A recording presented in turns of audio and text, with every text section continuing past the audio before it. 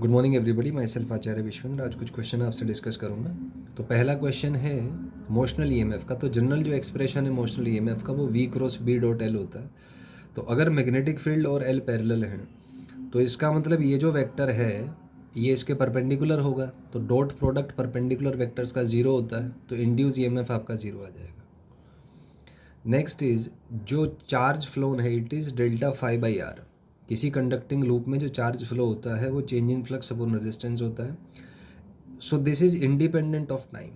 तो ये टाइम पे डिपेंड नहीं करता क्योंकि इस वाले टर्म में चेंज इन फ्लक्स कांस्टेंट है, रेजिस्टेंस कांस्टेंट है, तो चार्ज फ्लोन भी कांस्टेंट होगा। नेक्स्ट इज आपको दिया हुआ है कि एक मैग्नेट को आप किसी रिंग के अलोंग नीचे गिरा रहे हैं।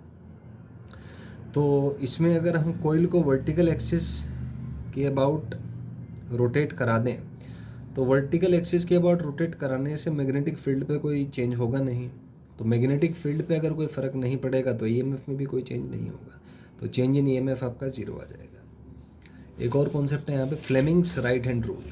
तो फ्लेमिंग्स राइट हैंड रूल से हम direction of induced current find कर सकते हैं। तो मान लीजिए ऐसे कुछ दिया हुआ है, ये मैग्नेटिक फील्ड हो गया आपका, ये वेलोसिटी हो गया, ये तो ये डायरेक्शन हो गई आपकी इंड्यूस करंट की। लेकिन इस रूल में एक लिमिटेशन है कि ये रूल केवल तब वर्क करता है जब तीनों आपस में परपेंडिकुलर है। एक क्वेश्चन दिया हुआ है, यहाँ पे कोइल है और इसके एक्सिस पे एक मैग्नेट है जो कि इस तरीके से मूव कर रही है। यहाँ पर कोइल और मैग्नेट दोनों मूव कर रहा है। इसका मतलब there is no relative motion between magnet and the coil. तो इसका मतलब कोई भी इंड्यूस ईएमएफ नहीं आएगा, तो कोई भी पोल यहाँ पे अपीयर नहीं होगा। इसके बाद एक कोइल है जिसमें एक मैग्नेट रखा हुआ है ऐसे, और ये magnet away from the coil move कर रहा है। हमें बताना है कि इसमें मैग्नेटिक फील्ड कैसे इंड्यूस होगा या करंट कैसे इंड्यूस होगा। तो जाहिर सी बात है, अगर ये साउथ और ये नॉर्थ है तो लेंजिस लॉ के अकॉर्डिंग ये वाला पोल साउथ और ये वाला पोल नॉर्थ बन जाएगा। तो magnetic moment down the plane होगा, तो जो इंड्यूस करंट का डायरेक्शन है वो क्लॉकवाइज हो जाएगा। नेक्स्ट क्वेश्चन है, यहाँ पे एक कोइल रखा है और इसमें एक मैग्नेट है, वेलोसिटी v से मूव कर रहा है। तो इंड्यूस ईएमएफ होता है minus delta phi by T. तो ये रेजिस्टेंस पे डिपेंड नहीं करता, इंड्यूस्ड ईएमएफ।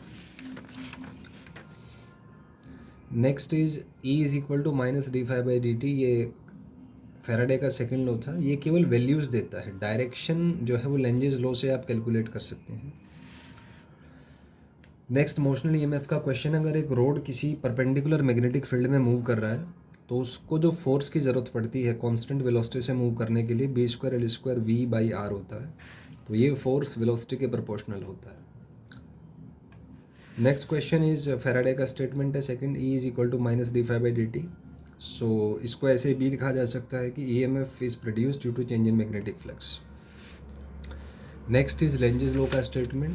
तो Lenz's law basically conservation of energy पे बेस्ड है and it is polarity of induced EMF is such that it tends to produce a current which opposes change in magnetic flux. तो ये Lenz's law का statement हो जाएगा।